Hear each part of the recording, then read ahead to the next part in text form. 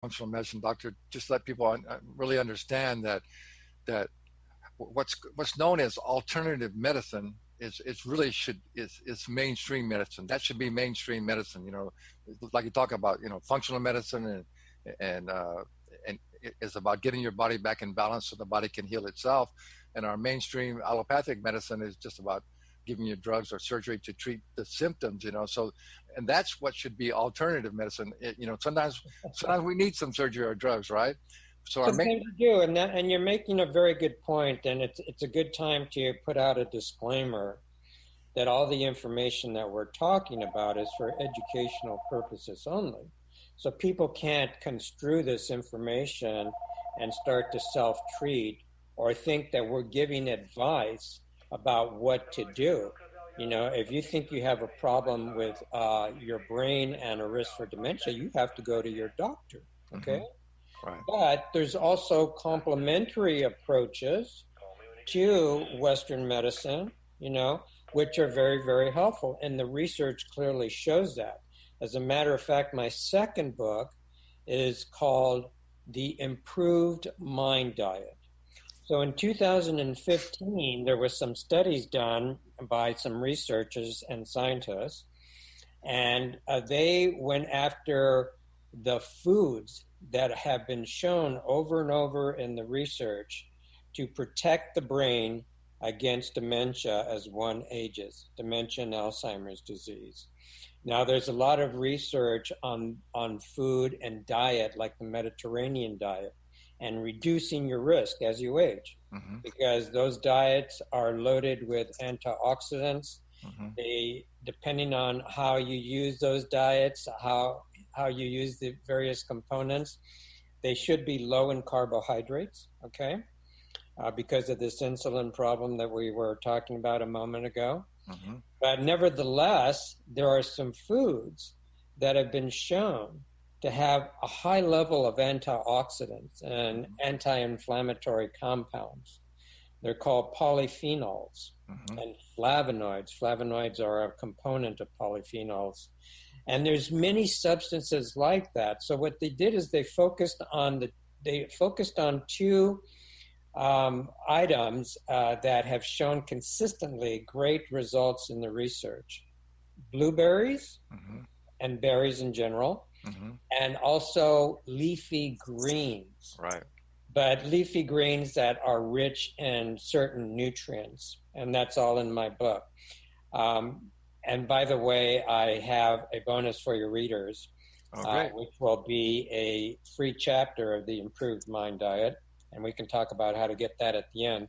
But so what they did is they formulated these groups of people, and some of them got the Mediterranean diet, right?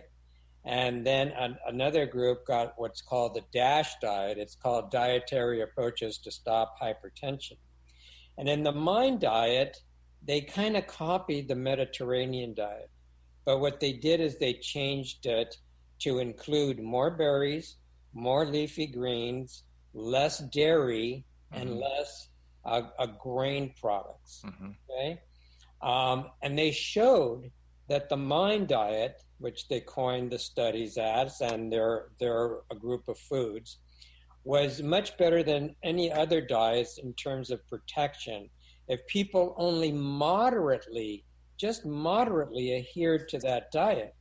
Now, the Mediterranean diet, if you're really zealous about following a program, can be just as good as the Mind Diet with some modifications.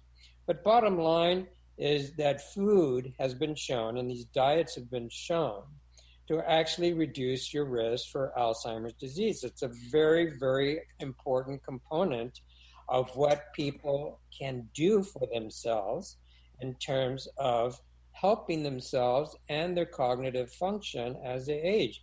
As a matter of fact, when I was doing all my research, I started to realize that there really wasn't any mystery around why people get Alzheimer's disease. Right. Okay? Yeah. Now, I'm going to differentiate Alzheimer's here a little bit because there's late onset Alzheimer's disease and there's early onset Alzheimer's disease. Early onset Alzheimer's disease is genetically programmed. If you have the genes, you're going to get it by the age 60. and there's no cure for it. But late onset Alzheimer's disease comes around because of genetic factors, lifestyle factors that come together and put you at risk as you age. So whether it be toxins, bad foods, lack of exercise, heart disease, diabetes, all of that is going to put you at an increased risk. And so, lack of sleep's a big one as well. Well, stress and all of that, sure, absolutely. Stress is very, very harmful to your brain. Right. And they've shown that when you can recover from it, but when they've shown that when people don't get enough sleep, they actually form more of these toxic proteins in their brain. That's called amyloid. Yeah, it's like a plaque on your neurons, right? Yeah. Well, that's what forms over time. Yeah. But in my book, what I describe is that amyloid protein that forms the plaque. It's the very earliest stages before it forms plaque that's the most toxic. So those little proteins actually is what causes insulin resistance in the brain. Those little proteins gather around where the connections are. They're called synapses. So as the cells connect to each other and transmit information, there's a little tiny gap right there. It's called the synapse.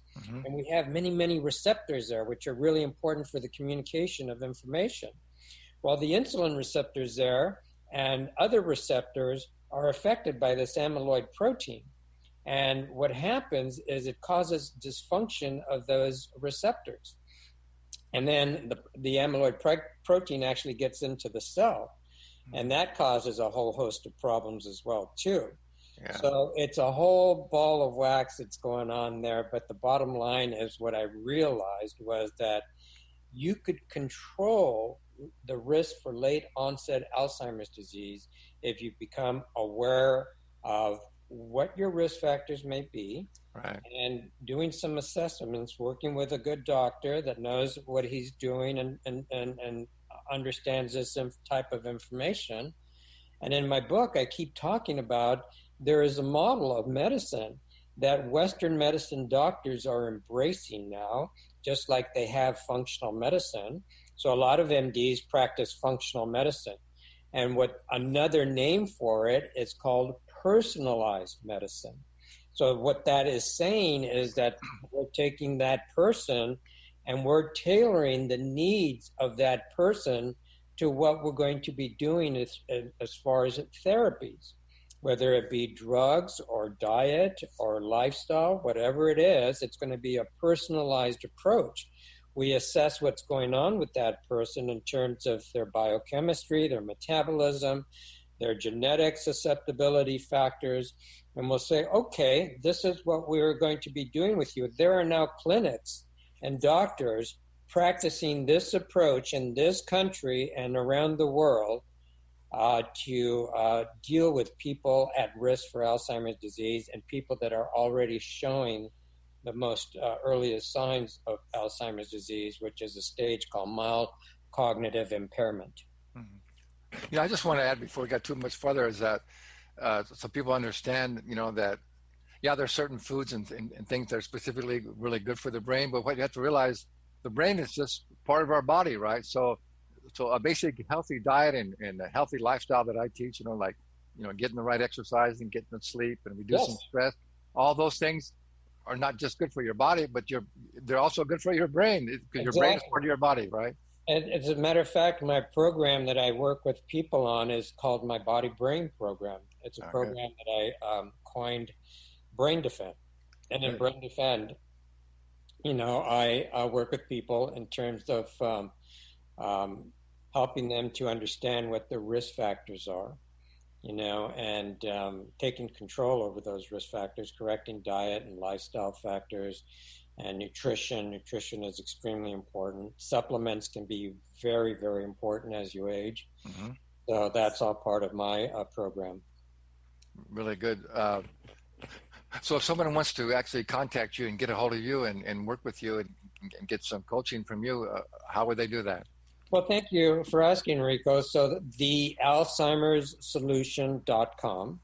Okay. And there is, tabs at the top, personalized consulting, and all the information on my website related to articles and podcasts. And I have 3 podcasts that I dedicated towards the book, which are really useful for people to listen to, as you would understand, because when you hear something, it's sometimes a lot easier to absorb the information than reading it.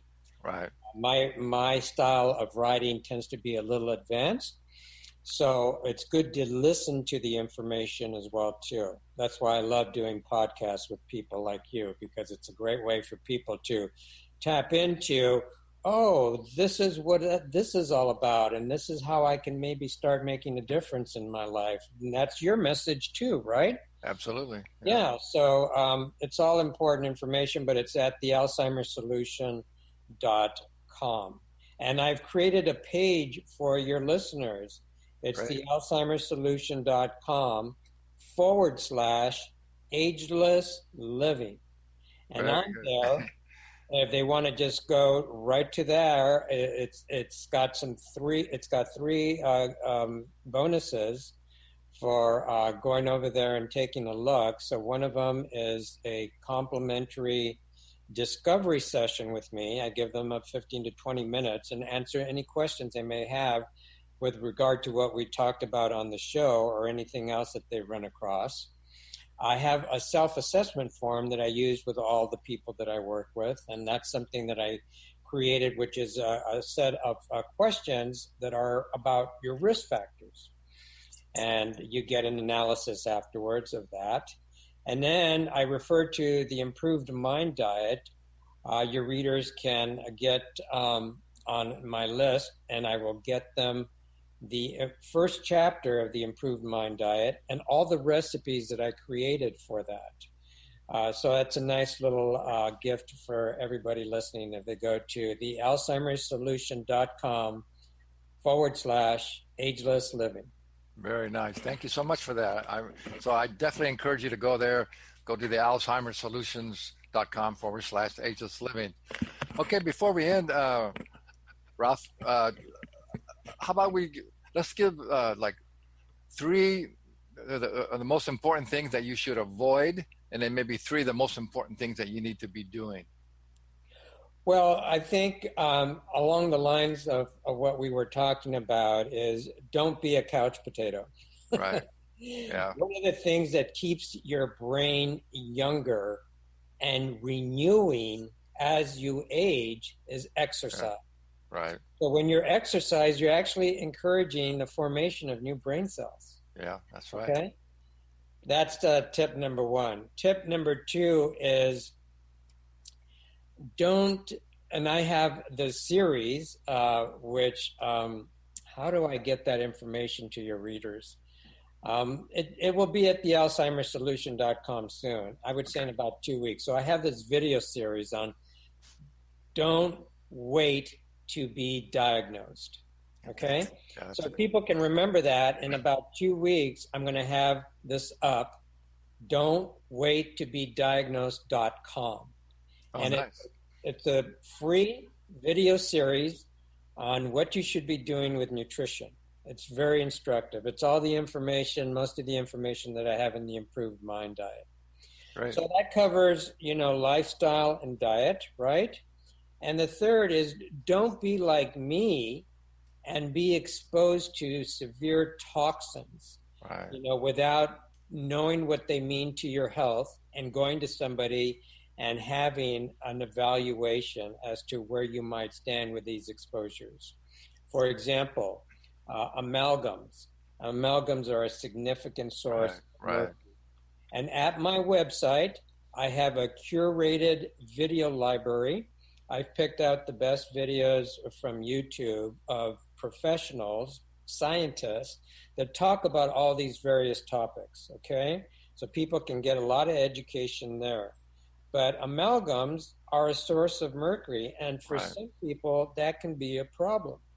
So be careful about toxins, and if you've got exposures, if you've got amalgams, you should at some point go to a good functional medicine doctor and start opening the conversation about getting healthier. Absolutely. Okay. Those are great tips, Ralph.